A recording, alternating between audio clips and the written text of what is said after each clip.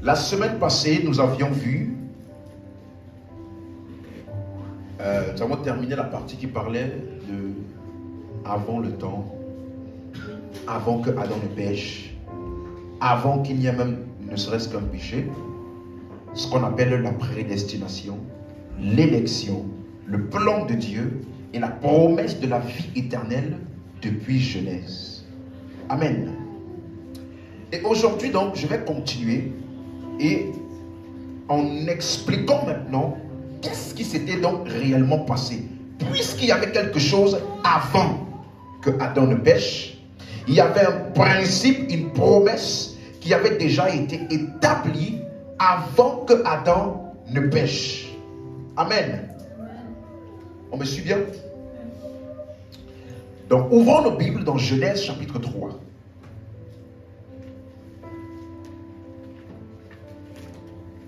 La vie éternelle.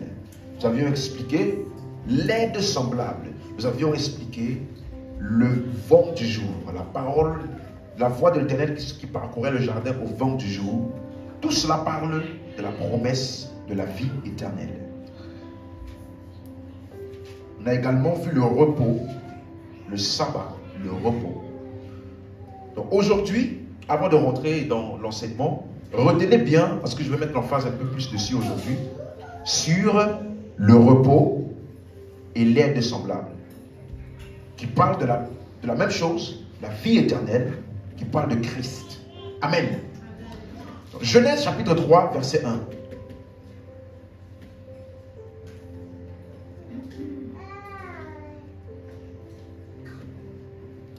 La Bible dit, le serpent était le plus rusé de tous les animaux des champs que l'Éternel Dieu avait fait.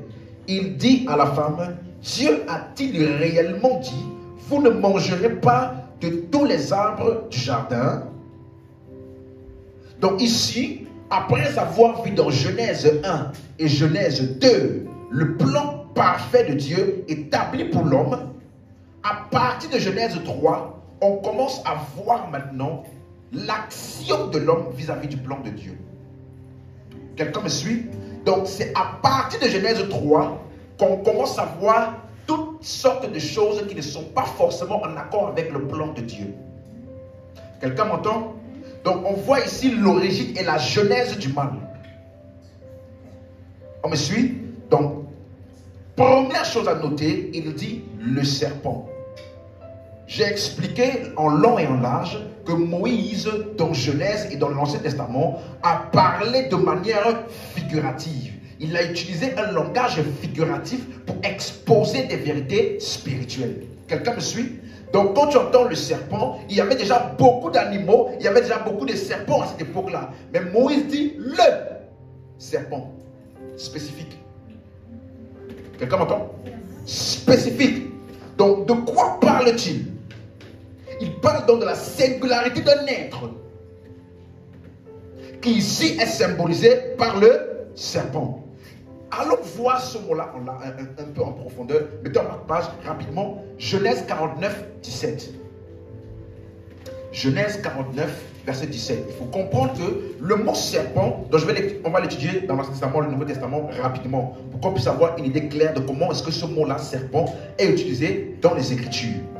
Après, on reviendra dans Genèse donc pour interpréter correctement ce qui est écrit là-bas. Mais quand tu vois le mot serpent, ça peut être vraiment un serpent physique, c'est-à-dire de manière littérale, mais c'est également utilisé de manière figurative. Donc, allons voir quelques exemples. Genèse 49, verset 17. Dan, c'est Jacob qui parle sur ses fils.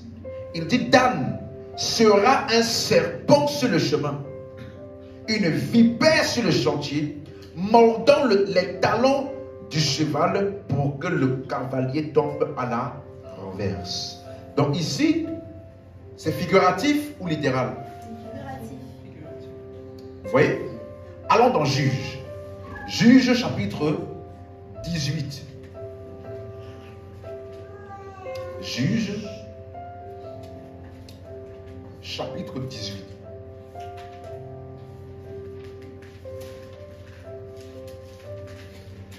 Juge chapitre 18, verset 26. et les fils de Dan. Donc là maintenant, on a décrit Dan comme un serpent. On va voir l'application dans la vie de Dan. Vous me suivez? Donc lisons. Et les fils de Dan continuèrent leur route. Mika, voyant qu'ils étaient plus forts que lui, s'en retourna et revint dans sa maison. Ils enlevèrent ainsi ce qu'avait fait Mika et emmenèrent le prêtre qui était à son service. Ils tombèrent sur Laïs, sur un peuple tranquille en sécurité. Ils le passèrent au fil de l'épée et brûlèrent la ville. Donc, comment est-ce que Dan est un serpent? Serpent est symbolique de destruction et de mort. Amen. C'est pourquoi vous allez voir dans l'histoire de Moïse, la Bible dit que lorsque il a rencontré l'ange ou l'Éternel dans le buisson ardent, il a transformé sa verge en quoi? En serpent. Et dès que Moïse a vu le serpent, qu'est-ce qu'il a fait? Il a fui. Pourquoi? Parce que le serpent est symbolique de mort. Amen. De la même manière, lorsque le peuple d'Israël a murmuré dans le désert, la Bible dit il y a eu des serpents qui sont venus pour les mordre. Et la Bible dit il périt par les serpents. Donc, serpent est symbolique de la mort, de la destruction. Quelqu'un me suit? Mais il y a également une autre utilisation qui parle de ce qui est empoisonné, ce qui contient un poison, ce qui tue, ce qui détruit et ce qui trompe. Vous allez voir ce mot-là, serpent, venin, utilisé pour l'aspic. Quelqu'un me suit? Regardons, Psaume 58. Psaume 58, verset 5. Ils ont un venin pareil au venin d'un serpent, d'un aspic sourd qui ferme son oreille. Psaume 140, verset 4. Ils aiguisent leur langue comme un serpent. Ils ont sur leurs lèvres un venin d'aspic. Donc, de la même manière, c'est utilisé pour la destruction, la tromperie. Le venin. Qu'est-ce que le venin fait? Il tue. On me suit? Donc, jusqu'ici, on voit le serpent qui est symbolique de quelque chose qui est destructif, qui emmène la mort et qui détruit. Maintenant, il y a une autre utilisation qui est encore plus pertinente et qui va nous aider, nous maintenant, pour la compréhension du serpent qui est utilisé dans Genèse. Voilà pourquoi on va repartir dans Genèse 30. Genèse 30, verset 27. On va beaucoup lire, c'est important. Genèse 30, verset 27.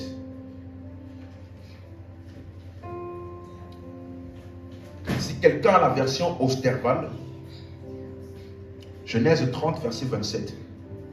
Lui, la version lui seconde, dit Laban lui dit, en parlant de Jacob, puis-je trouver grâce à tes yeux? Je vois bien que l'Éternel m'a béni à cause de toi. Dans la version Osterval, il dit quoi? J'ai, à la place de je vois bien.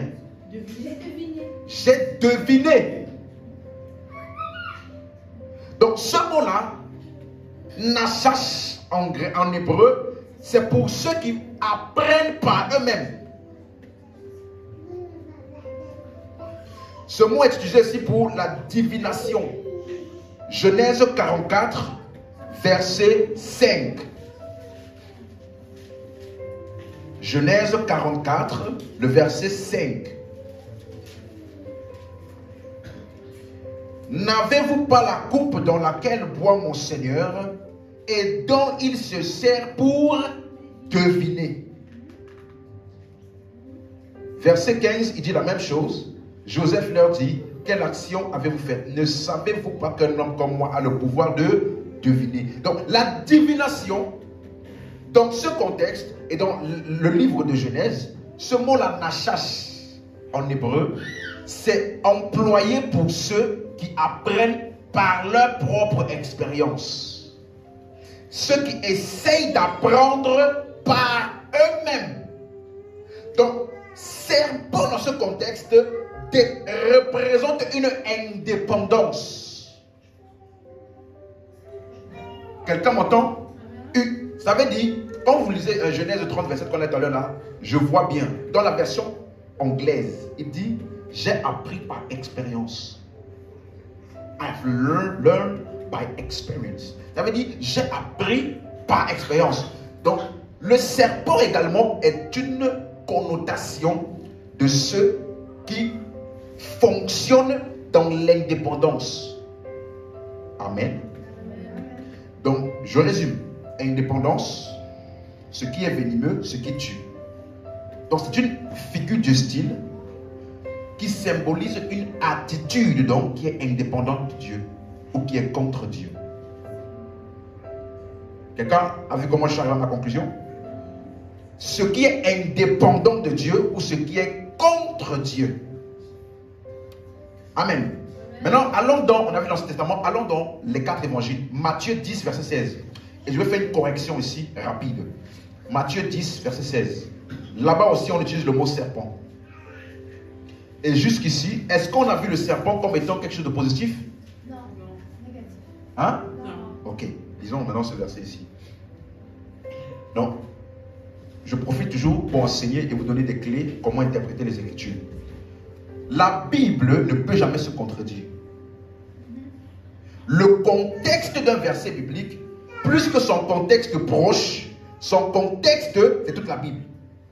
Ça veut dire que ce verset-là ne peut pas dire quelque chose qui est contraire à tout ce qui est vu dans toutes les Écritures. Quelqu'un m'entend? Donc regardez ce verset. Matthieu 10, verset 16. Voici, je vous envoie comme des brebis au milieu des loups. Soyez donc prudents comme des et simples comme des questions. Jésus demande à ses disciples d'être comme les serpents. Tandis que le serpent n'a pas de connotation positive jusqu'ici. Donc ça veut dire que dans ce verset, il y a un problème de syntaxe. Voilà pourquoi il y a le mot comme. Il est en train de donner une description. Il n'a pas dit non, on est des serpents ou on est des brebis. Non, il donne une description. Et donc voilà pourquoi le mot soyez, c'est le mot devenir ou alors exister en tant que.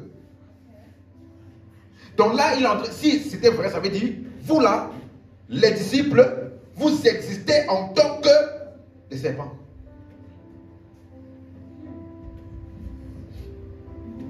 C'est incompatible avec ce qu'on a vu jusqu'ici.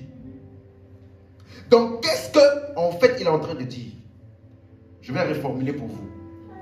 Il est en train de décrire le serpent pour les loups. Allô? Le serpent, on va voir dans la suite, n'est jamais utilisé pour les chrétiens. C'est toujours utilisé pour ceux qui sont contre Dieu. On me suit? Voilà pourquoi, si je reformule correctement, ce sera ceci. Je vous envoie comme des brebis qui sont simples, comme des colombes, au milieu des loups qui sont prudents comme des serpents. Nous sommes des brebis simples comme des colombes. Les persécuteurs, symbolisés par les loups, eux ils sont comment? Malins, sages, prudents, comme qui? Le serpent. Il n'est pas en train de dire des chrétiens essaient d'être comme les serpents. Non. Les chrétiens sont des brebis innocentes, simples, comme des colombes. Mais les persécuteurs là, parce qu'il dit on vous envoie où? Au milieu de quoi? Des loups. Quelle est la caractéristique des loups là? Ils sont malins. Comme des... Voilà pourquoi Jésus maintenant, lorsqu'il arrive au milieu des pharisiens, dans Matthieu 23, verset 33, il dit race de... Pourquoi? Parce qu'ils ont la caractéristique de détourner le peuple de Dieu de ce qui est essentiel vers ce qui est contre Dieu. Les personnes qui combattaient le plus Jésus étaient qui? Les pharisiens et les docteurs de la loi et les sadducéens. Et chaque fois que Jésus les voyait, il disait quoi? Race de vipères, hypocrites. Et le même Jésus va dire après, soyez comme des serpents. Est-ce que vous suivez? Donc, c'est pourquoi même, dans Marc 16, verset 18, il dit, voici les signes d'accompagneront ceux qui auront cru. En mon nom, ils chasseront des démons. En mon nom, ils saisiront des serpents. Ça ne peut jamais parler des chrétiens.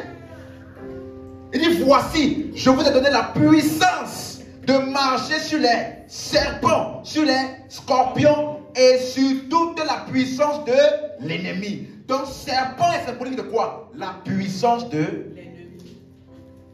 Pas des chrétiens. Quelqu'un m'entend? Dans Luc 11, verset 11, il dit, cherchez, vous trouverez. Demandez, on vous donnera. Frappez, on vous ouvrira. Car celui qui demande, reçoit. Celui qui cherche, trouve. Et celui qui frappe, on lui ouvre. Il dit, quel père parmi vous, si son enfant lui demande un poisson, lui donnera-t-il un serpent? Vous voyez?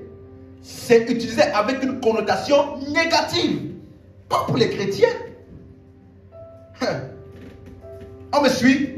L'une des seules fois où ce n'est pas utilisé pour le malin, c'est utilisé pour Jésus. Jean 3, 14. Allons voir. Jean 3, verset 14. Il dit, et comme Moïse éleva le serpent dans le désert, il faut de même que le Fils de l'homme soit élevé, afin que quiconque croit en lui ait la vie éternelle. Donc, la seule fois où serpent est utilisé pour s'associer à qui? Jésus.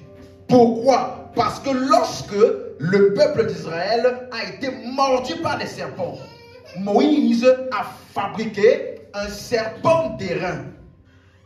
Et la Bible dit, Dieu a dit à Moïse, quiconque va regarder ce serpent-là, il vivra. Est-ce que vous entendez? Donc ça veut dire que serpent dans ce cas-là symbolise le fait que le mal qui était dans les hommes, Jésus a pris cela. C'est pourquoi la Bible dit, lorsque le Fils de l'homme sera élevé, il attirera tous les hommes à lui. Et la Bible dit, il dit cela de la mort qu'il devait vivre. Donc, Jésus élevé, ça parle de sa mort et de sa résurrection. Et quiconque croit en ça, reçoit quoi? La vie éternelle. Donc, serpent est utilisé pour Jésus parce qu'il a pris le péché. Il est devenu péché. Afin que quiconque croit que Jésus là a pris les péchés du monde entier par sa mort et sa résurrection, lui aussi il est sauvé. Lui aussi il a la vie. Amen. Maintenant allons dans les épîtres. 1 Corinthiens 10 verset 9.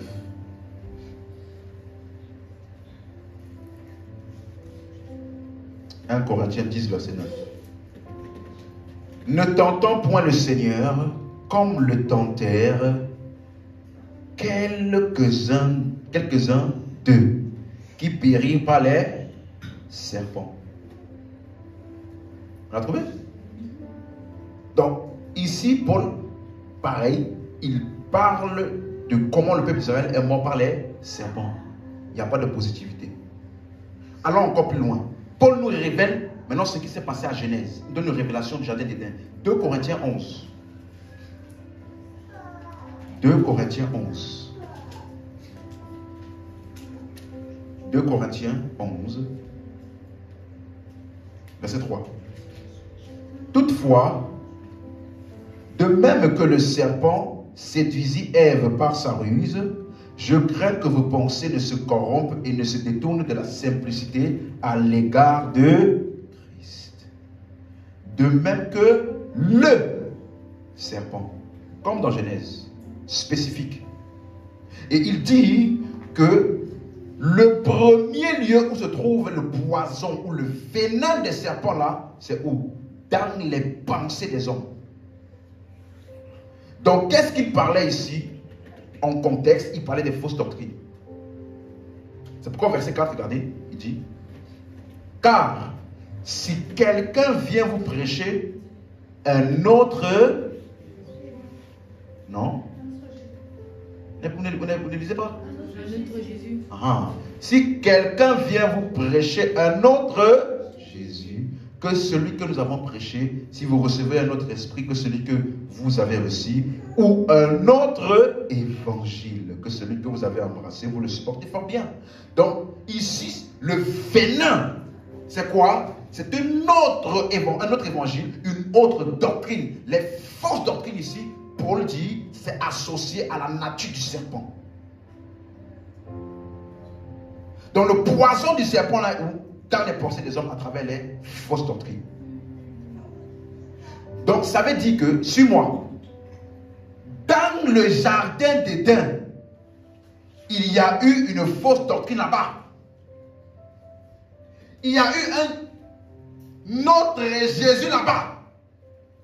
Il y a eu un autre esprit là-bas. Dieu a parlé à Adam. Dans la promesse de Dieu, il y avait la vie. Mais après que Dieu a parlé, quelqu'un est venu donner un autre évangile. Quelqu'un comprend ça? Yes. Et Paul dit, c'est la nature du serpent. Après que tu as reçu le bon message de venir par derrière pour insuffler un poison, afin de neutraliser ce qui est bon et de te détourner vers quelque chose qui est mauvais. Quelqu'un suit? Apocalypse 12, verset 9. Apocalypse 12, le verset 9.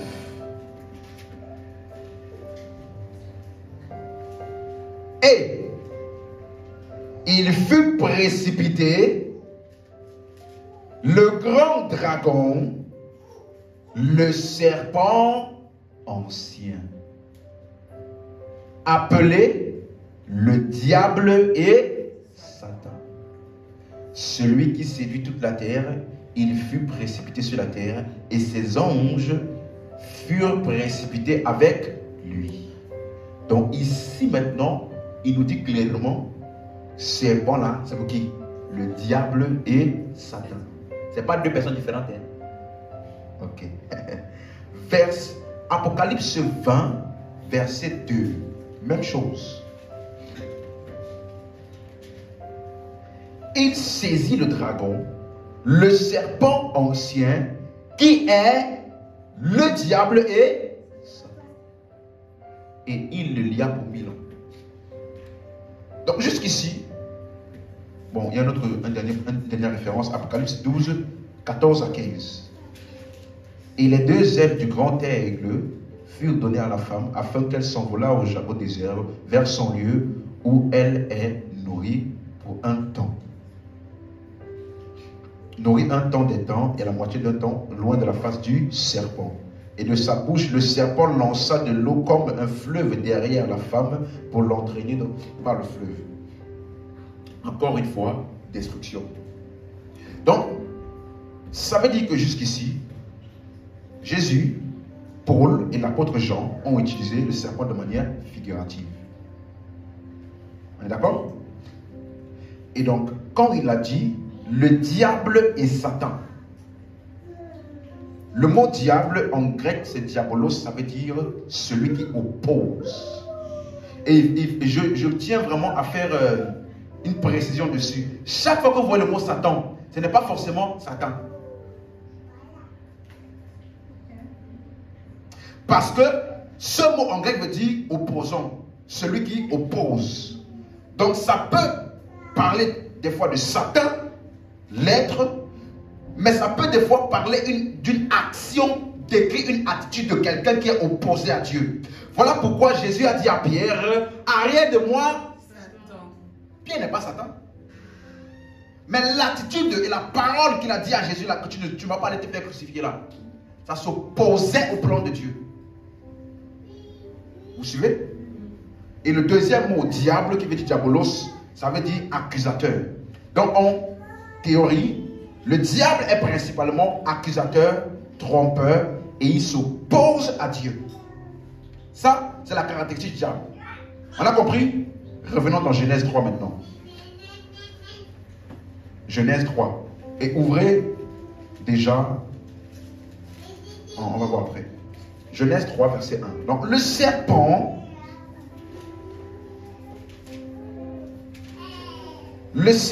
était le plus rusé de tous les animaux des champs que l'Éternel Dieu avait fait. Il dit à la femme, Dieu a-t-il réellement dit, vous ne mangerez pas tous les arbres du jardin? Le serpent était rusé. Dis avec moi, rusé. Comment est-ce que c'est manifesté sa ruse? Parce que ce mot rusé en hébreu veut dire être rusé, malin, subtil, astucieux. Alors on peut voir ce mot rusé là.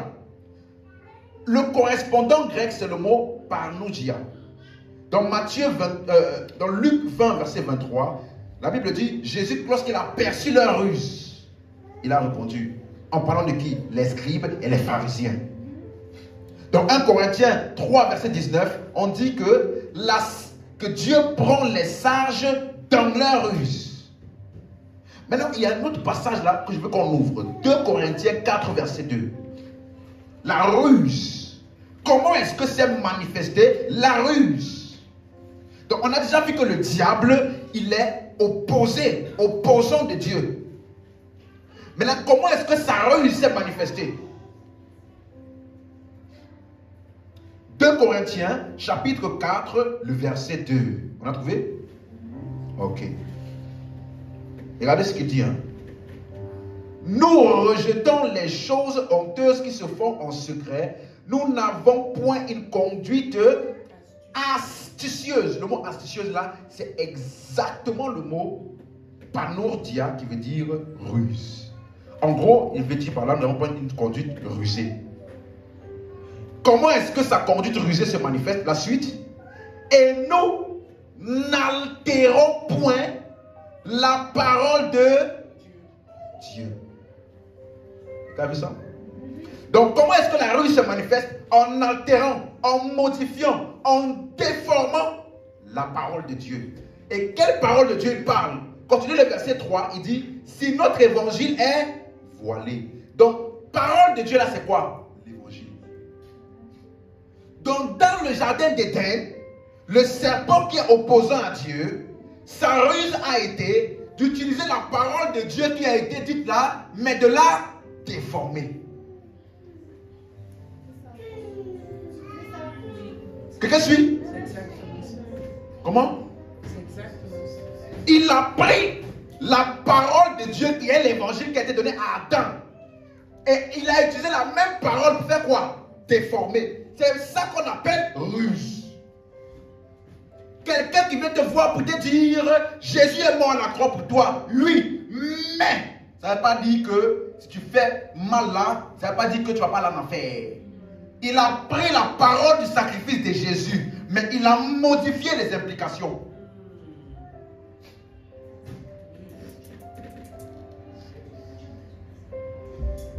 Dis Amen. Amen. Lisons la suite. 2 Corinthiens 11, verset 3. Revenons donc là-bas pour voir comment Paul il décrit maintenant la ruse.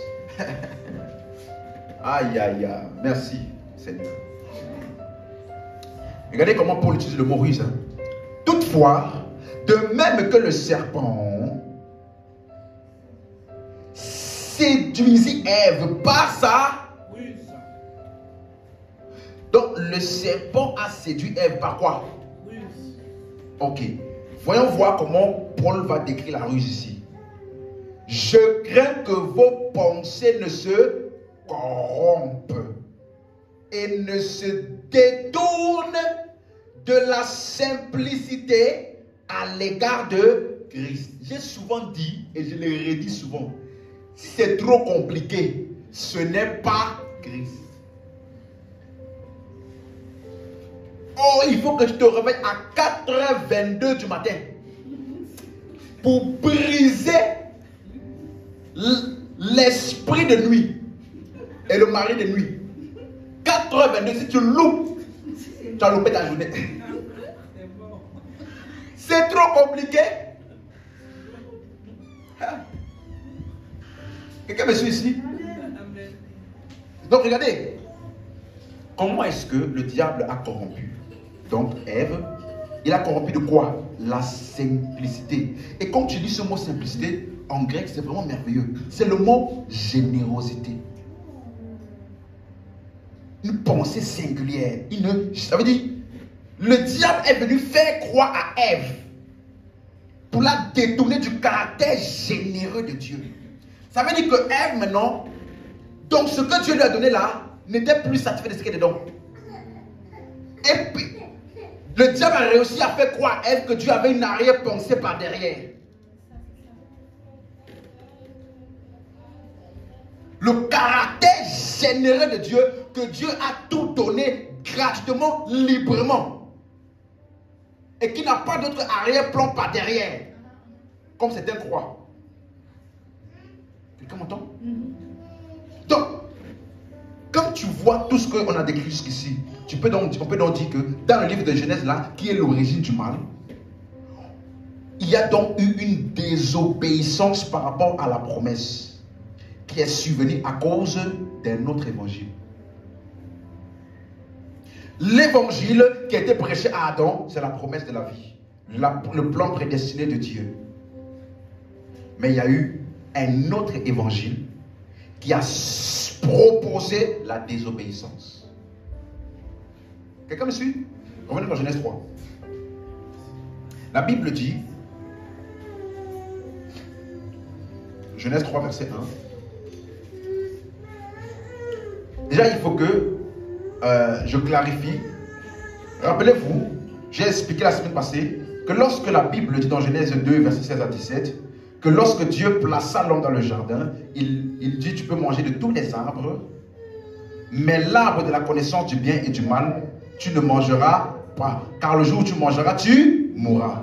J'ai expliqué que ce passage-là est simplement en train de décrire le fait que, après que Dieu ait placé l'homme, il lui a donné ce qu'on appelle le libre arbitre. Donc, après que Dieu a donné le libre arbitre à l'homme, et dans la promesse, on lui a dit, il faut que tu choisisses l'arbre de vie. Mais si tu choisis autre chose, tu vas mourir. Maintenant, le diable vient. Genèse 3, verset 1. L'Éternel, il dit, le plus vite de tous les animaux des champs que Dieu avait fait. Il dit à la femme, Dieu a-t-il réellement dit, vous ne mangerez pas de tous les arbres du jardin? Avant qu'on ait dit la suite. Jusqu'ici, on a vu que c'est qui a été séduit? On a dit Adam? Qui? Séduit, là veut dire, on t'a fait croire quelque chose.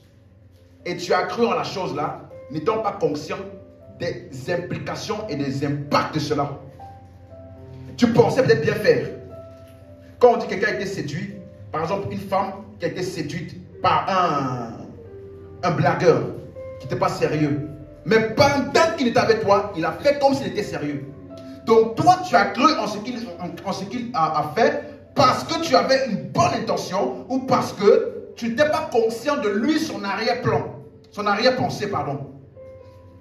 Donc ça veut dire que tu n'étais pas conscient de toutes les implications de ce que tu faisais là. On n'a jamais dit que Adam a été séduit. Et je vais vous dire pourquoi on dit que Ève a été séduite, c'est ici. Lisez.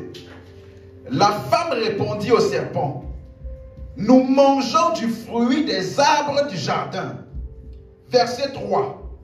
Mais quant au fruit de l'arbre qui est au milieu du jardin, Dieu a dit, vous n'en mangerez point et vous n'y toucherez point, de peur que vous ne mouriez.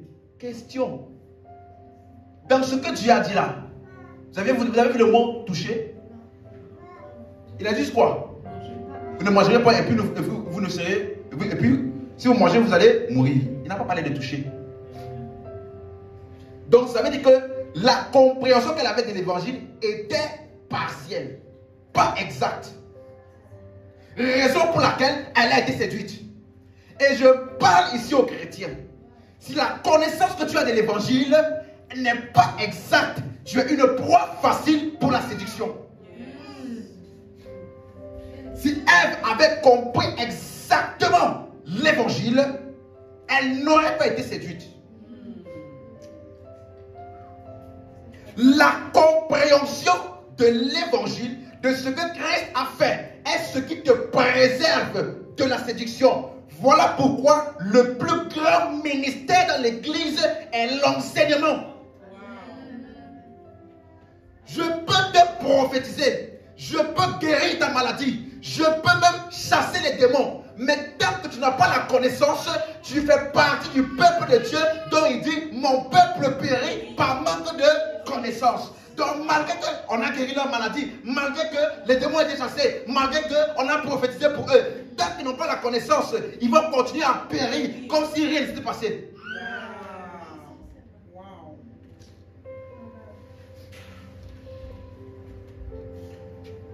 Dis Amen. Amen. Il faut que tu comprennes que dès le départ, le manque de compréhension exacte de ce que Dieu a dit a causé la séduction. Ça veut dire que ton point faible dans ta vie chrétienne, par lequel le diable peut avoir accès pour créer des troubles, c'est ton manque de connaissance. Là où il y a la lumière, les ténèbres n'ont aucun accès. Mais là où il y a les ténèbres, en parlant de l'ignorance, alors le prince des ténèbres peut prendre l'avantage.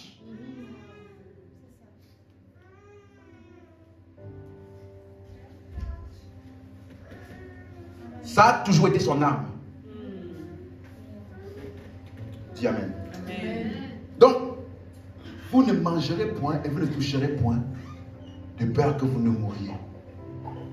Quand le diable a compris qu'elle n'a pas maîtrisé, regardez donc ce que le diable a dit.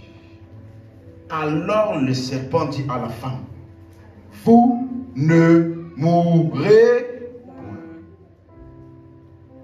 Ça là, c'est la structure exacte du contraire de l'évangile. Dieu dit, si vous mangez, vous mourrez. Le diable vient dire, vous ne mourrez point.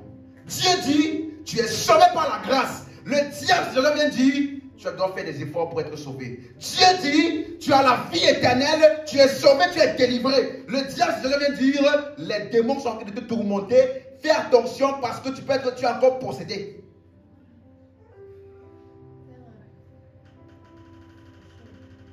Dieu dit, tu as la domination et l'autorité sur la maladie. Voici les signes qui accompagneront en mon nom, ils imposeront les malades seront guéris. Toi, tu regardes ta maladie et tu dis quoi? La maladie est trop forte. Ça a toujours été son arme.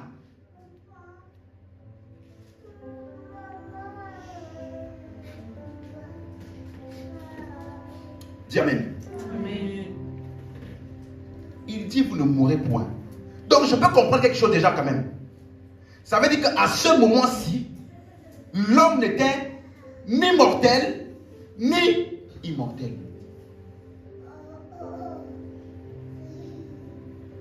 Quelqu'un m'entend?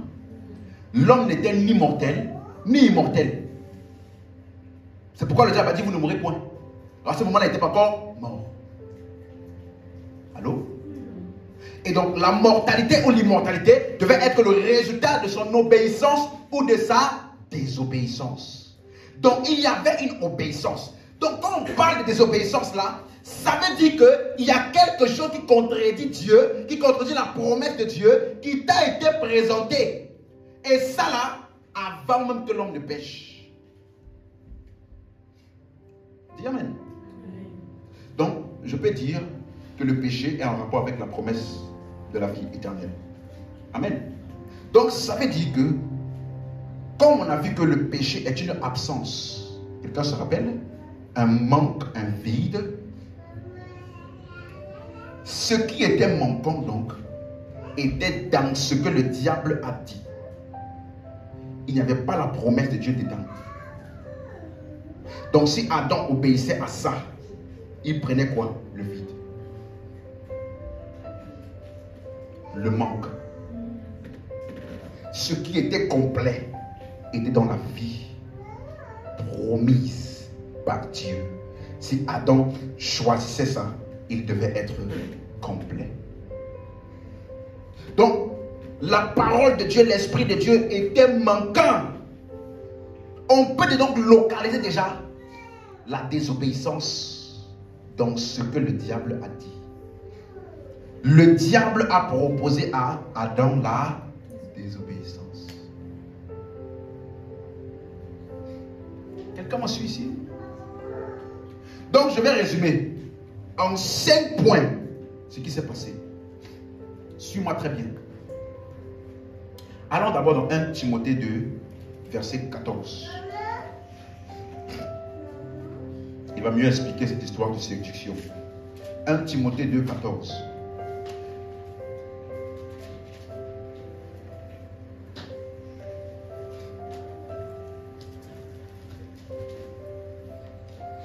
Timothée 2, verset 14.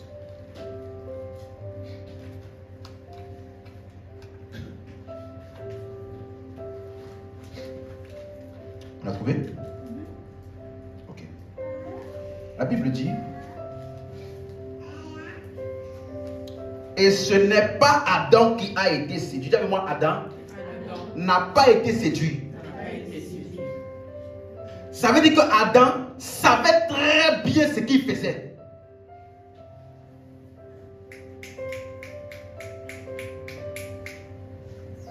Dis Amen. Amen. Ève a été séduite parce qu'elle s'est laissée embobiner. Adam n'a pas été séduit.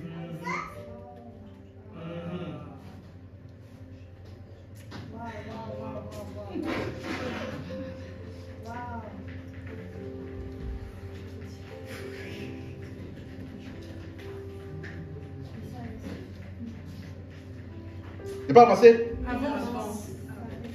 Les gens ont toujours pensé que le diable est venu là, il a parlé, et après, ils se sont retrouvés. Qu'est-ce qui nous est arrivé? Adam n'a pas été. Il savait qu'il était en train d'aller consciemment à l'encontre de la parole.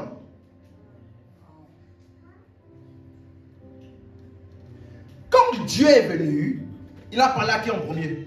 Adam. Pourtant, qui a péché en premier?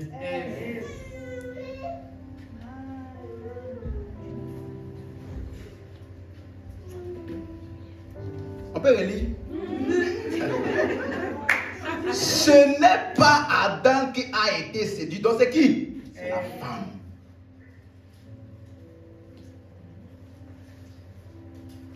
Parce que Adam connaissait les termes exacts de l'évangile. Le jour où tu mangeras, tu mourras. C'est clair ou pas? Lui, il sait. Et il prend, il mange de manière figurative. Donc, il sait qu'il va mourir. Et il le fait consciemment.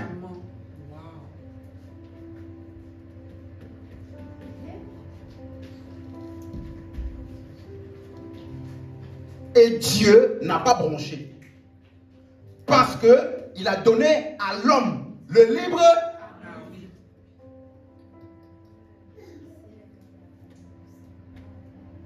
Je prends mon temps parce que la suite là, il faut que tu saisisses ce qu'il veut dire par la suite là.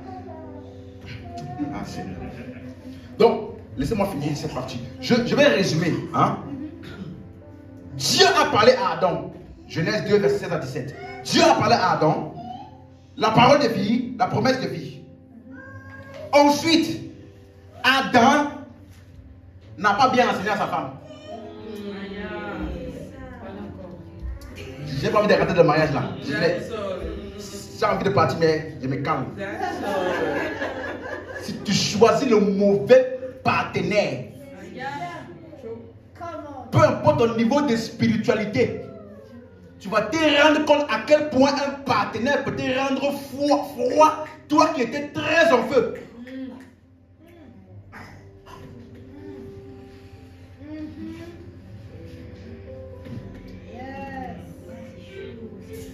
Dieu a parlé à Adam dans Genèse 2, 16 à 17. Ensuite, ayant enseigné sa femme, le diable est venu, pas tenter Adam, tenter celle qui n'avait pas été enseignée.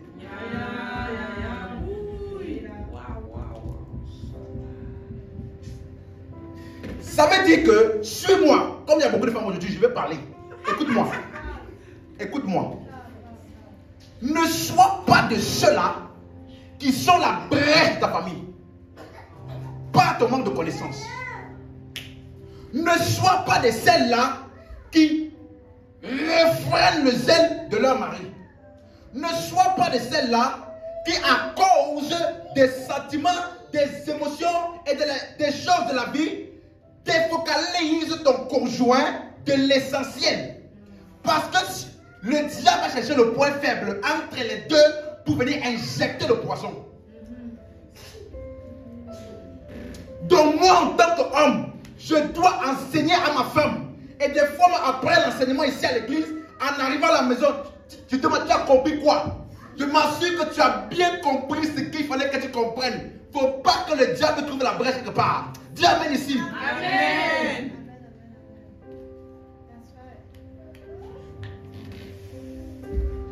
Le diable va te dire qu'il Ève. Et la Bible dit, par la ruse, elle a été séduite. Étant séduite, elle a parlé à qui? À Adam. C'est le monde à l'envers. Tandis que c'est lui qui doit lui enseigner, c'est maintenant elle qui communique le poison. Mais s'il avait bien enseigné à sa femme, elle n'aurait jamais laissé oreille au poison. Et au lieu de communiquer le poison et ramener ça dans le couple, dans le foyer, elle aurait plutôt éjecté ça.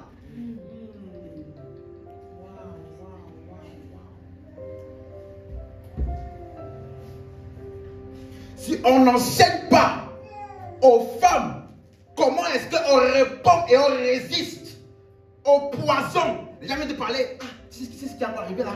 Ah, tu sais ce qui s'est passé là? Ah, tu sais là où j'ai vu ton mari là? Ah, tu sais là où j'ai fait ceci? Ah, tu sais ce que la parole de Dieu dit? Ah, et après tu prends ça, tu cogites, jusqu'à ce que ça devienne ce que tu as maintenant communiqué à qui?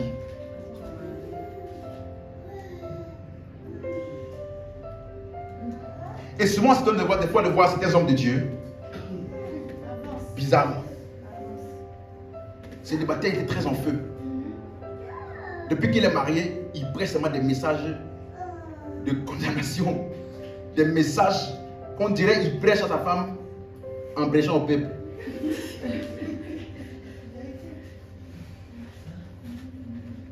Vous me suivez? Mais après que Ève a été séduite là, elle est venue parler à Adam. Et regardez le pouvoir de la femme. Adam a écouté. Parce qu'elle sait comment utiliser les atouts. Pour que même s'il n'est pas d'accord là, il veut la voir. Il connaît. Je connais comment lui parler. C'est le type de choses que je dois porter le jour là. C'est le type de comportement et d'attitude que je vais avoir. Très douce et gentil avec lui le jour là. Fais le plat qu'il aime tout. Après, j'ai jeté ça comme ça. Il va dire ok, c'est bon, vas-y. Mais lui là, il n'était pas séduit. Il a choisi la mort pour sa femme.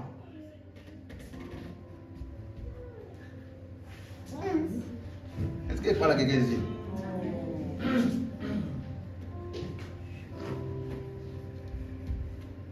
Adam, il a vu la mort. Il a vu, comment on appelle ça? Décevoir ma femme de la proposition qu'elle m'a faite. J'ai choisi quoi? Laisse-moi ne pas la décevoir. La femme est arrivée à un point où elle a pris plus d'importance dans le cœur d'Adam que Dieu dans sa parole qu'il lui avait donnée.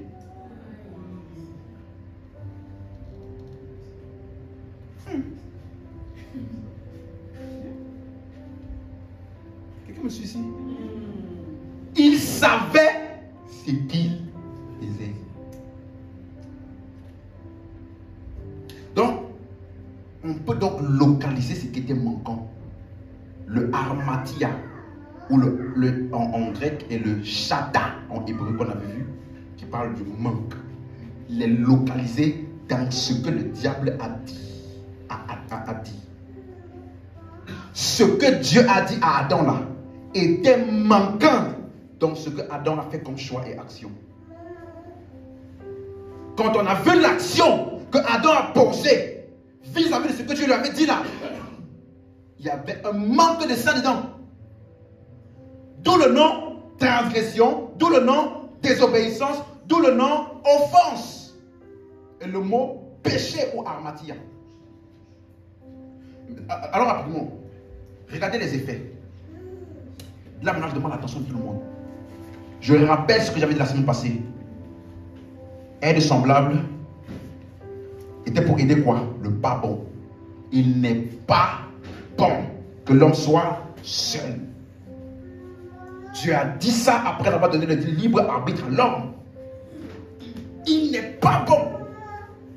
Donc avant qu'Adam ne pêche, Dieu avait pourvu la provision par lequel Adam devait dominer et exercer la domination sur le péché.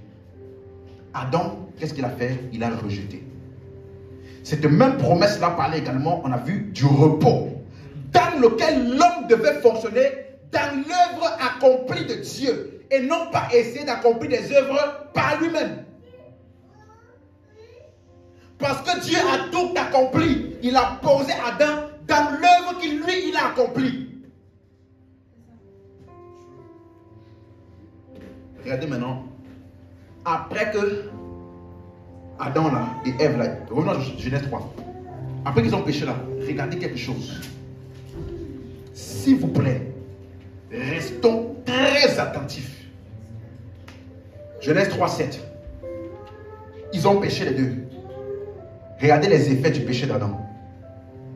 Les yeux de l'un et de l'autre s'ouvrirent. Et ils connurent qu'ils étaient nus. Et ayant cousu des feuilles de figuier, ils s'en firent des ceintures. Quand tu regardes le mot grec ceinture là, le mot hébreu ceinture, pardon, ça parle de quelque chose qui soutient une armure. Vous voyez, quand les soldats là mettent leur armure, ils mettent la ceinture pour soutenir le haut et le bas. Voilà pourquoi quand la Bible dit dans Éphésiens 6, revêtez toutes les armes de Dieu. La première arme par laquelle commence quoi? La ceinture de la vérité. Parce que c'est ça qui soutient tout le reste. Donc ça veut dire que Adam et Ève là, qui devaient simplement accepter et reconnaître l'œuvre que Dieu a faite pour la promesse, ils ont été maintenant résignés à se couvrir, à se défendre eux-mêmes. Ils ont fabriqué eux-mêmes leur ceinture. Eux-mêmes. Regardez. La promesse de Christ parlait de quoi? On a vu la semaine passée. Le repos. Mais maintenant, eux là, au lieu de se reposer dans l'œuvre achevée de Dieu, dans lequel l'homme ne devait rien faire, ils sont maintenant arrivés à faire quoi? À essayer de faire des choses. Pour essayer de couvrir leur nudité. Donc ici, suis-moi, Moïse a utilisé un langage imagé pour symboliser le fait que l'homme a commencé à céder lui-même. Parce qu'il avait refusé l'aide de Dieu, qui est l'aide semblable, qui est qui? Christ. Écoute-moi, c'est ça là, la racine de ce qu'on appelle la loi. L'homme qui essaye de faire des choses pour Dieu, pour atteindre et plaire Dieu. Pourquoi? Parce qu'il n'a pas reconnu ce que Dieu a fait. C'est la raison pour laquelle La loi est venue à cause du péché.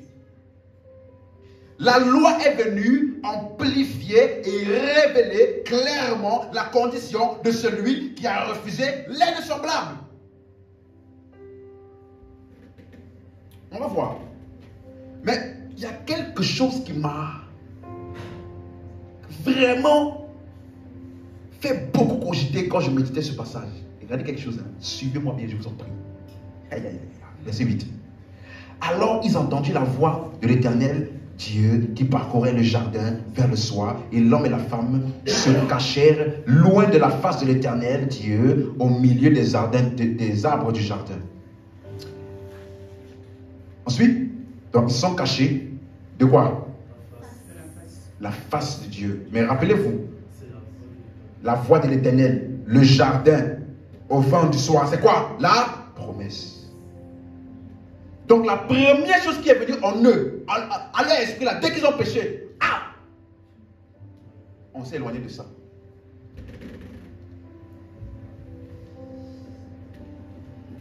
Et regardez, ce n'est pas ça le plus grave. Non, ce n'est pas ça le plus pertinent que je vais mettre en face de aujourd'hui. Regardez.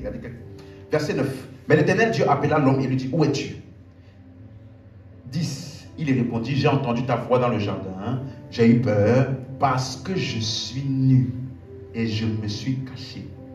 Verset 11. Aïe, aïe, aïe, aïe, l'Éternel dit, qui t'a appris? Qui t'a appris Que tu es nu?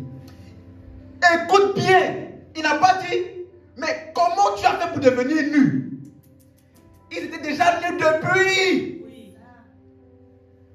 Mais il y a une conscience qui leur a été donnée de quelque chose qui était là, mais dont ils n'étaient pas conscients avant.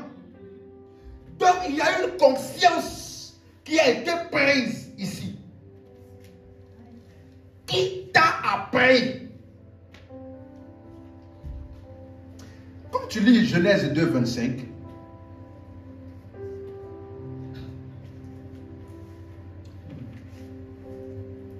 laissez-moi trouver. C'est pas 2,25. La Bible dit l'homme et la femme étaient tous les deux nus. Oui, c'est ça, Genèse 2,25. L'homme et la femme étaient tous deux nus et ils n'en avaient point honte. Donc le péché ne les a pas fait devenir. La nudité était déjà là. Mais le péché les a fait devenir conscients de la nudité. Et cette conscience-là a emmené la peur, l'accusation et la condamnation. Oh! Après avoir péché ou rejeté Dieu, ça veut dire que s'ils avaient cru en la promesse de la vie, sur moi, ils devaient plutôt être conscients de la vie de Dieu en eux, qui devait leur permettre de surpasser la nudité.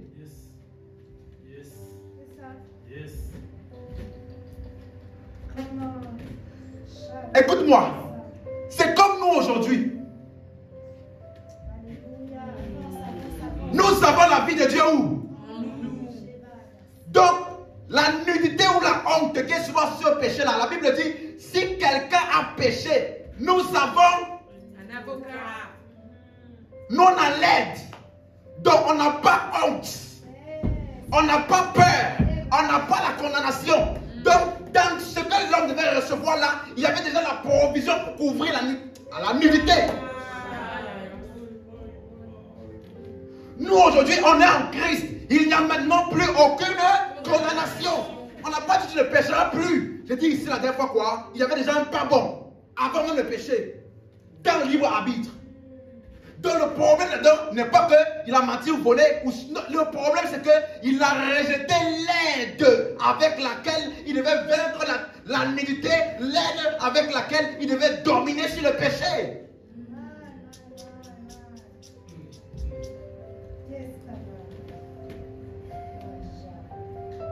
Je prie vraiment que tu sais ce que je t'explique là. Il y avait déjà une nudité avant. On n'a pas dit que la nudité là était une bonne chose. Mais il y avait la provision pour ça. Dans la promesse.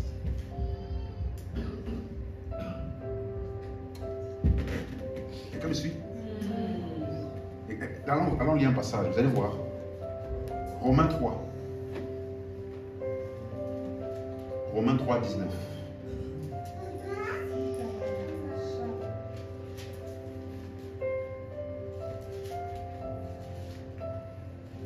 C'est bon?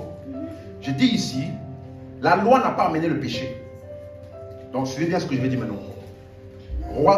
Romains 3, 19. Or, nous savons que tout ce que dit la loi, elle le dit à ceux qui sont sous la loi, afin que toute bouche soit fermée et que tout le monde soit reconnu coupable devant Dieu. Pourquoi est-ce que la loi rend tout le monde coupable devant Dieu? Parce qu'elle a une caractéristique spécifique. Verset 20. Car nul ne sera justifié devant lui par les œuvres de la loi, puisque c'est par la loi que vient quoi? La connaissance du péché. La loi te focalise sur quoi? Le péché. L'évangile de Christ te focalise sur quoi? Le salut et la vie éternelle que tu as reçue. Donc la conscience du péché emmène la peur, la condamnation. Et c'est ce qui s'est passé. Ayant péché, il a eu peur.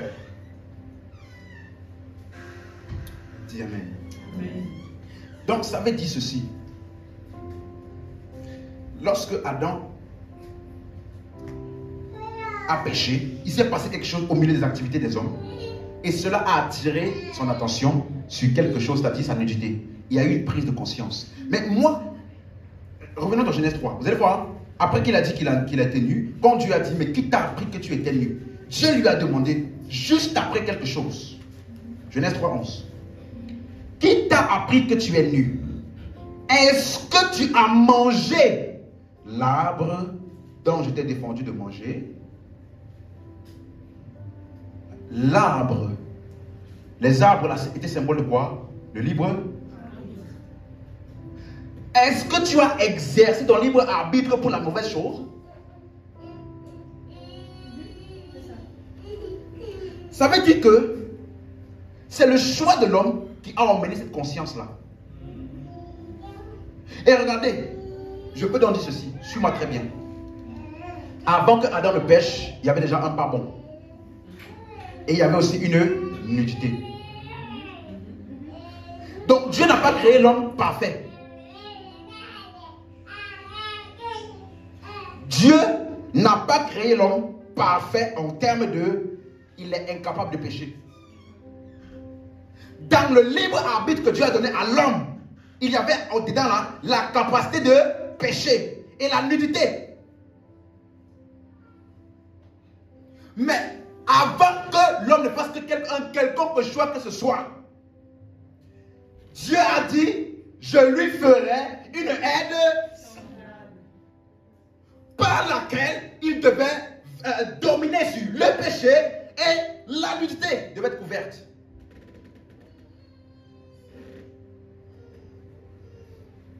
Donc, ça veut dire que il y avait une provision pour l'imperfection de l'homme avant même qu'il ne fasse aucune action. L'homme n'a pas été créé parfait, l'homme a été créé innocent. Ça veut dire libre de faire ses choix.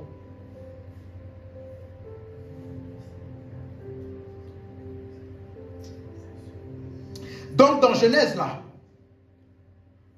pour que l'homme ait la capacité de ne pas pécher et de couvrir sa nudité du péché, qu'est-ce qu'il devait faire? Recevoir la promesse, l'aide, la vie, la lumière, l'esprit, la suffisance, le repos de Dieu. Donc la solution de Dieu pour le péché et la nudité était la promesse qui parlait du repos, c'est-à-dire ce que Dieu lui-même va faire. l'aide. Quelqu'un me suit? Donc ce qui était manquant là, c'était quoi? La foi dans le repos de Dieu. C'est ça qui était manquant. La foi dans le repos de Dieu. Adam a refusé l'aide. Ça veut dire que... Est-ce qu'il peut parler ici? Ça veut dire que Dieu,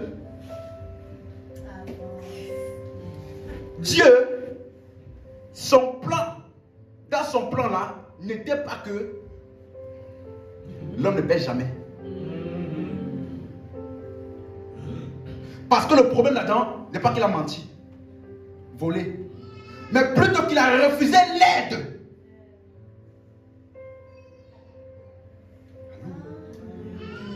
Il a refusé l'aide par laquelle il devait dominer. Et dans la même promesse là, celui, écoutez-moi, quand tu es en Christ là, tu as une volonté toujours? Oui. Tu peux toujours pécher? Oui. Mais quand tu pêches là, il y a la provision pour ton péché dans la vie que tu as reçue parce que ton péché est couvert. Il n'y a plus de condamnation pour ceux qui sont en Jésus. Pas pour ceux qui ne pêchent pas. Mais dès que tu es en Jésus, le péché n'a plus la capacité de te mettre la honte, la condamnation, l'accusation. Pourquoi? Parce que dans la promesse de la vie là, il y avait la couverture du péché dedans. Donc le problème là-dedans, c'est parce qu'il a refusé l'aide que Dieu lui a donnée pour fonctionner pleinement dans le plan de Dieu. Ce n'est pas d'abord mensonge, voler, mentir. Voilà pourquoi quand tu es en Christ, il peut t'arriver de mentir. Mais si quelqu'un a péché, nous savons. Un avocat auprès du Père. Jésus-Christ le juste. Celui qui a la postérité de la promesse. Celui qui est le garant et le contenant de la vie éternelle. Qui avait été promise à Adam.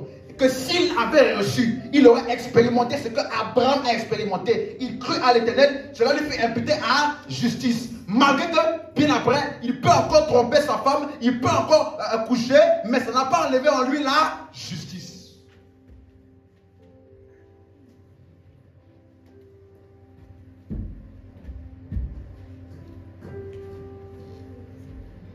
Il n'est pas avancé? Le problème a toujours été la promesse, l'évangile, ta réaction vis-à-vis de cela. Prends en compte toutes les autres imperfections ou erreurs que tu puisses faire.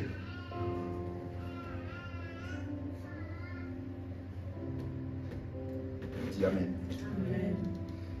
Donc, ce qui était manquant était la foi dans le repos de Dieu. Adam a refusé l'aide. Et ayant pris conscience maintenant de sa nudité, vu qu'il a refusé ce par quoi sa nudité devait être couverte là, qu'est-ce qui s'est passé? Il a maintenant commencé à essayer de produire ça par lui-même. Voilà ce qu'on a aujourd'hui. Fais 4 jours de jeûne et de prière pour ta repentance. Fais 28 chapelets. Fais la marche d'ici jusqu'à Joinville pour l'expression de tes péchés.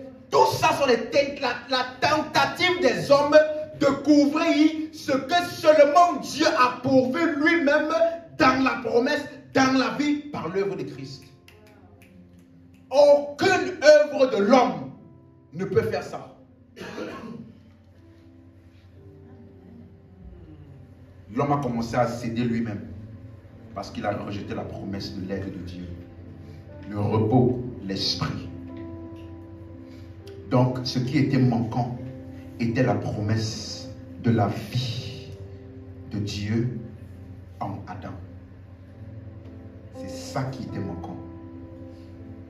Donc, maintenant, quelqu'un a compris? On peut avancer? Okay. C'est bien compris. Ça veut dire que le péché d'Adam était simplement le premier péché. Pas le péché par lequel tous les hommes sont devenus pécheurs, mais le premier péché. Pourquoi? Parce qu'après lui, il y en a qui ont péché. Abraham a péché. Mais Abraham n'a pas été appelé pécheur.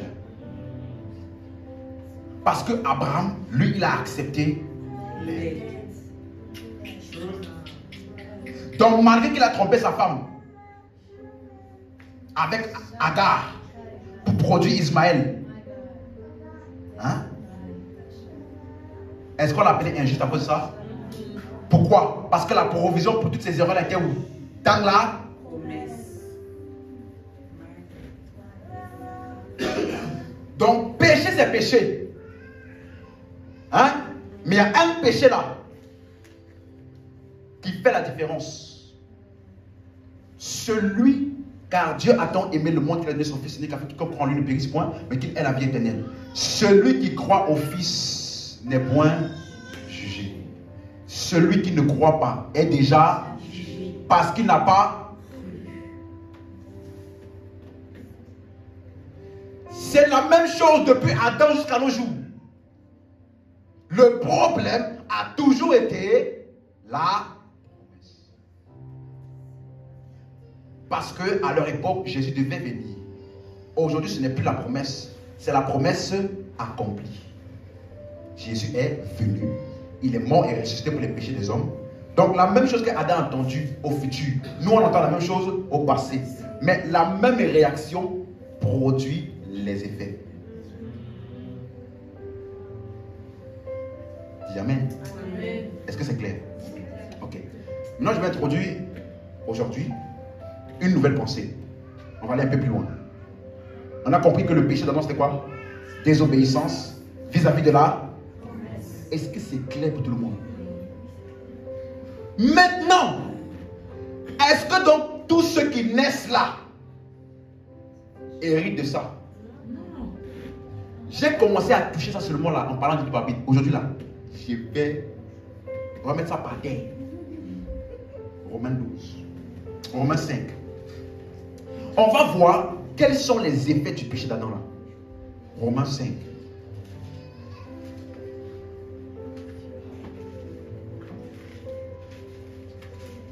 Quelqu'un avec moi? C'est pourquoi, comme par un seul homme, le péché est entré dans le monde, et par le péché, la mort. Et qu'ainsi, la mort s'est étendue sur tous les hommes, parce que tous ont péché. Quand tu lis ce genre de verset, c'est comme le verset, tous ont péché, ils sont privés de la gloire de Dieu là. On avait déjà expliqué ça ici, n'est-ce pas? Donc il faut aller en détail. Il ne faut pas te précipiter. Donc ici, Paul commence à nous dire, le premier péché a été commis par qui? Un homme. En parlant de qui? Adam. Ensuite, il dit pas le péché est la mort, et qu'ainsi la mort s'est étendue à tous les hommes, parce que tous ont péché. Maintenant regardez quelque chose. Le mot entrer veut dire et sert comment? C'est quelque chose qui s'est retrouvé à l'intérieur, qui n'était pas là auparavant. C'est aussi utilisé pour quelque chose qui s'est produit à cause de quelque chose qui a été fait. Suivez? Donc ici, ce n'est pas le péché était quelque part là, après ça est entré dans le monde. Il est simplement en train de dire, on peut dire le péché a eu lieu. Le péché s'est produit dans le monde. Donc il y a quelque chose qui a été fait, qu'on appelle péché, dans le monde. Et le monde ici, dans la Bible, peut avoir plusieurs significations. Des fois, c'est les habitants du monde. Des fois, c'est les activités des hommes. Des fois, mais ici, dans le contexte, ça parle des activités du monde. Donc, au milieu des activités là, des hommes, là, il s'est produit le péché. C'est clair, suit? C'est clair? Et je vais d'abord, avant d'aller plus loin, que quand il dit par un seul homme, le péché est entré dans le monde. J'ai expliqué ici que quand on voit le mot le péché, il ne faut pas généraliser. C'est spécifique dans un contexte. Donc ici, là, Paul est en train de décrire l'action de quelqu'un. Il est en train d'expliquer ce que Adam a fait. Et ensuite, il va expliquer les implications. Donc, il ne faut pas dire, Adam a fait ça, donc tout le monde a fait. Le péché est entré par qui? Un homme. Donc, c'est Adam qui est décrit ici. Ensuite, ok. Donc, maintenant, il dit le péché par la mort. Donc, ça veut dire la mort s'est introduite à cause du péché. Maintenant, regardez quelque chose. La mort s'est étendue à tous les hommes. sur tous les hommes, pardon. Le mot étendu, c'est le mot que je veux qu'on puisse s'attarder dessus. Romains 5, 12. La mort s'est étendue sur tous les hommes. Par un homme, le péché a entré dans le monde. Et par le péché, la mort. Et qu'ici, la mort s'est étendue sur tous les hommes. Le mot étendu là n'est jamais, c'est le mot grec diakomai, ça veut dire se répandre ou se propager. Ça ne parle jamais de procréation. Ça parle de quelque chose, une propagation progressive. Quelqu'un suit? Ça ne parle pas de procréation.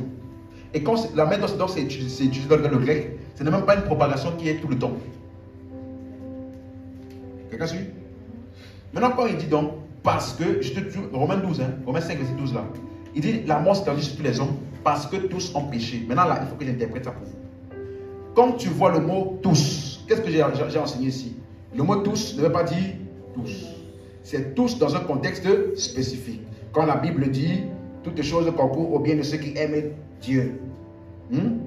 Tu as maintenant maladie, accident, blocage.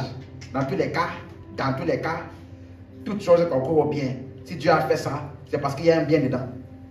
Au lieu de résister, tu accommodes. Toutes choses concourent au bien de ceux qui aiment Dieu là.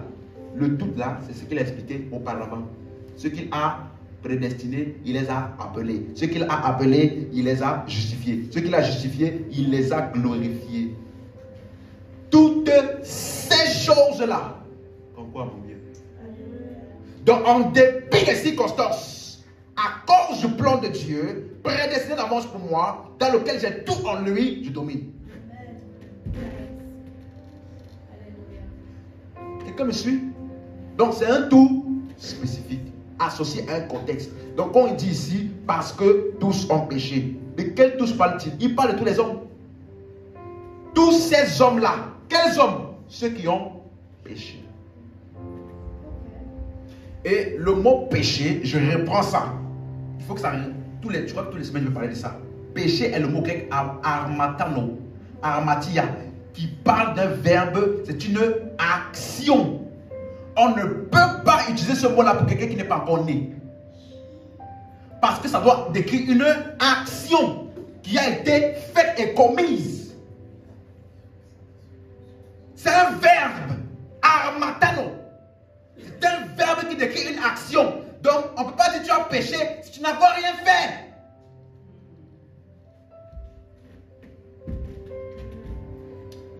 Allô? Donc, ça veut dire qu'ici, la propagation là n'est pas possible sans action. Il est en train ici de décrire la propagation d'une action et non pas la propagation d'une nature.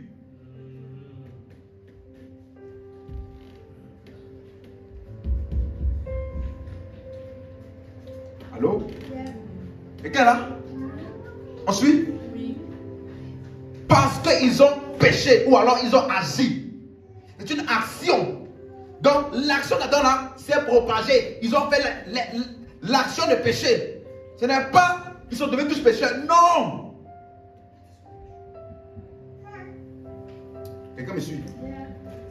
Regardez. Ça veut dire que quand il dit la mort s'est étendue sur tous les hommes là, ce n'est pas un transfert par procréation. Ça peut plus parler d'une influence. Influence. Mon action n'est pas ton action. Mais mon action peut t'influencer à agir comme moi. Mais en fin de compte, c'est ton action qui est péché. Même si c'est moi qui t'ai influencé. Alors, ça ne parle pas de procréation. Suivez-moi bien. Donc quand il dit parce que tous ont péché, il est en train de dire parce que tous ceux-là ont péché. Ça décrit une action. Ça ne peut pas être associé à quelqu'un qui n'est pas encore né. On ne peut pas dire que quelqu'un a fait quelque chose parce que on ne peut pas dire comme lui il a fait ça là, tout le monde l'a fait. Péché est une action. Ça décrit une action. Voilà pourquoi la mort s'est étendue à tous les hommes parce que tous ces hommes-là ont péché. Donc de quels hommes parle-t-il? Il parle des hommes qui étaient là au temps d'Adam. Et non pas à tous les hommes de toutes les générations de toute la terre. Allô? Et ça ne peut que décrire ceux qui étaient là au temps d'Adam. C'est pour ça que je voulais vous lire par exemple au verset 14. Il dit, cependant, la mort a régné depuis Adam jusqu'à Moïse. Vous voyez? Il parle d'une génération, de comment est-ce que le péché d'Adam là a été vu dans plusieurs. C'est une propagation d'action. Allô? Amen. Maintenant, c'est pourquoi donc, si tu comprends ce que je viens d'expliquer là, ce verset va faire sens pour toi. Romains 5, 12 là toujours. Regardez maintenant. C'est pourquoi comme par un seul homme le péché entre dans le monde, et par le péché la mort. Ensuite, un homme, le péché, la mort. Un homme a commis une action, ça va entraîner quoi? La mort. Regardez le mot qui vient après. Et, non, lisez le mot, il y a un mot là qui vient après. Par le péché, la mort. Et, le mot ainsi là, en grec, c'est le mot autos qui veut dire de la même manière. Donc de la même manière, homme, action de péché, mort. De la même manière, homme, action de péché, mort. Ça s'est propagé comment? Homme, action, mort. Pas un a fait, tout le monde a fait. Ça s'est étendu ou propagé de cette manière-là. Le péché est entré par un homme et par le péché là, mort. De cette même manière-là. C'est comme ça que la mort s'est étendue. Pourquoi? Parce que tous ceux qui s'est étendu là, c'est ceux qui ont péché ou alors qui ont commis l'action du péché. Allô? Amen. Est-ce que c'est clair pour quelqu'un? Amen. Donc il est en train de décrire les conséquences d'une action. La manière dont la propagation s'est faite par les actions et non pas par procréation. Par les actions. Un homme commis une action de péché, mort. C'est comme ça que la propagation s'est faite. Pas par procréation. Ainsi. Vous comprenez? Donc on ne peut pas dire à un humain, tu viens d'enfanter et il a déjà commis le péché. C'est comme si tu disais à quelqu'un, tu viens de naître et tu es accusé de meurtre. Tu l'as vu où pour commettre le meurtre? Il faut qu'il ait le temps de commettre le meurtre pour que tu puisses l'accuser de meurtre. Tu ne peux pas dire parce qu'il a commis le meurtre, donc toi tu as commis le meurtre aussi. Non. Quelqu'un me suit ou pas? Donc, mon action n'est pas l'action de l'autre. Mais mon action peut influencer l'autre. Amen. Mon action n'est pas l'action de l'autre. Donc, quand il dit étendu là, il parle d'une propagation graduellement à travers des actions bien définies. Amen. Maintenant, verset 13. Car, jusqu'à la loi, le péché était dans le monde. Or, le péché n'est pas imputé quand il n'y a point de loi. Donc le péché était déjà là, avant la loi. La loi n'a pas emmené le péché.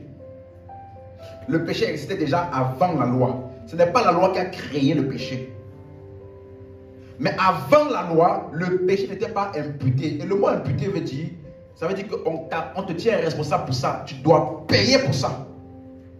Ce même mot imputé, dans Philémon 1,18, Paul dit à Onesimus, Paul dit pardon à Philémon, en parlant d'Onesimus, s'il te doit, que sa dette là me soit imputée.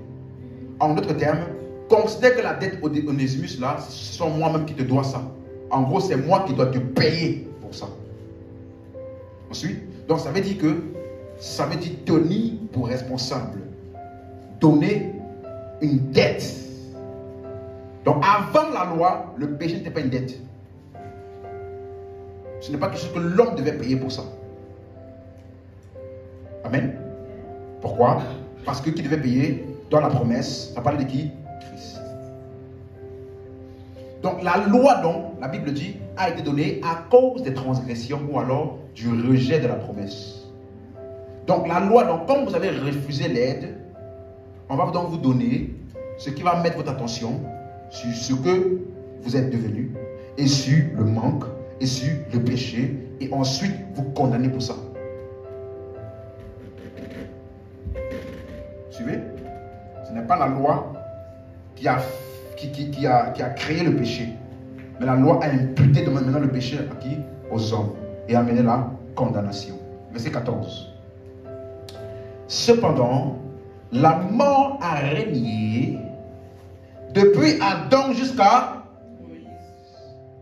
même sur ceux qui n'avaient pas péché par une transgression semblable à celle d'Adam, lequel est la figure de celui qui devait venir. On va faire beaucoup de travail sur ce verset la semaine prochaine. Mais aujourd'hui, il dit cependant, ça veut dire malgré, en dépit du fait qu'il y avait déjà le péché dans le monde et que le péché n'était pas imputé. Malgré cela, malgré cela, la mort a régné. Pourquoi? Parce que même si le péché n'impute pas, par le péché, la mort. Ensuite, le péché est venu par un seul homme et par le péché, la mort. Ce n'est pas la loi qui a fait que le péché produise la mort. Le péché produisait déjà la mort avant qu'il y ait la loi. Donc malgré le fait qu'il n'y a pas encore la loi, la mort régnait. Parce que la mort est la conséquence du péché qui était là avant la loi. C'est clair pour quelqu'un? Donc, mais il dit, même pour ceux qui n'avaient pas péché. Péché là, c'est encore le mot amartano. Je pose la question. Comment est-ce qu'ils ont fait pour savoir qu'il y en a qui n'avaient pas péché de la même manière qu'Adam? C'est une action qui a été vue. Donc, vous voyez que quand il parle de péché là, il parle de quelque chose qui est décrit et visible. Ce n'est pas quelque chose qui est associé à quelqu'un qui n'est pas encore né. Vous suivez?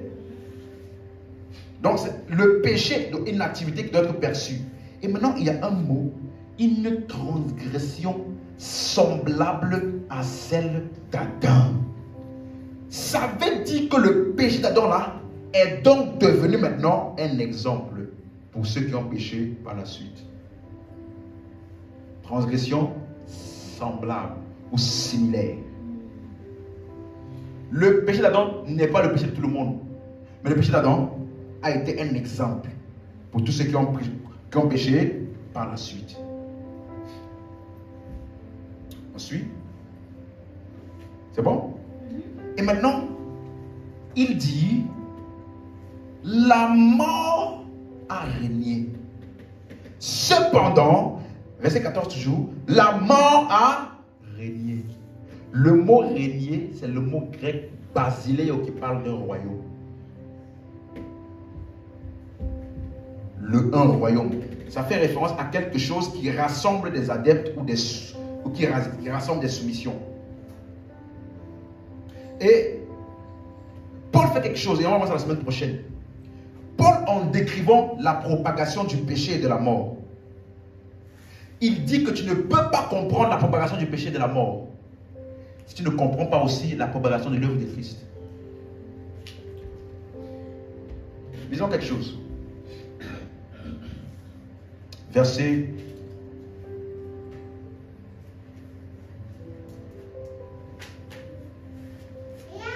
19. Verset 18 d'abord. Regardez quelque chose. Je parle de régner. Hein? Verset 17. On va voir le verset 17. Voilà. Si par l'offense d'un seul, hein, la mort a régné par lui seul, n'est-ce pas? À plus forte raison, ceux qui reçoivent l'abondance de la grâce et le don de la justice régneront-ils dans la vie par Jésus-Christ lui seul. On parle du règne, n'est-ce pas? Comme on a parlé de l'autre côté, n'est-ce pas? Maintenant, avant d'expliquer ce que je vais expliquer, la verset 18. Ainsi donc, comme par une seule offense, la condamnation a atteint tous les hommes. De même, par un seul acte de justice, la justification qui donne la vie s'étend à tous les hommes. Regardez ce qu'il fait. Il montre la propagation du péché et de la mort avec la propagation de la vie en Jésus-Christ. Il dit que ça s'est propagé de la même manière. Verset 19. Car comme par la désobéissance d'un seul homme, beaucoup ont été rendus pécheurs. Hein? Maintenant ici, il dit peu tous. Beaucoup. De même, par l'obéissance d'un seul. L'obéissance d'un seul, c'est qui? Ah. Beaucoup seront rendus justes. Ça veut dire ceci. Écoute-moi. Si tu dis que à cause du péché d'Adam là, tous les hommes sont devenus pécheurs automatiquement, tu es aussi en train de dire que par l'œuvre de Christ, les hommes sont devenus justes aussi automatiquement. C'est ce qu'il montre. Par l'offense d'un seul, tous ont été rendus pécheurs.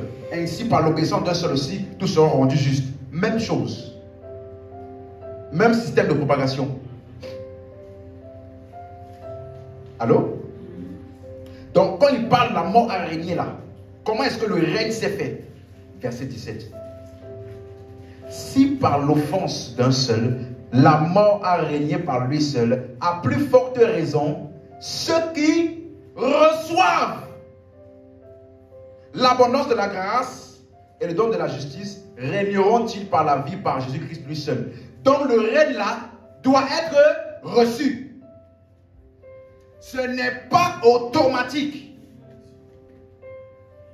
La mort a régné parce que ceux-là, ceux qui ça a régné, ont reçu. De la même manière, par l'œuvre de Jésus aussi, la vie était rendue disponible, le règne de la vie était rendu disponible, et nous aussi, nous recevons aussi quoi? Le don de la justice.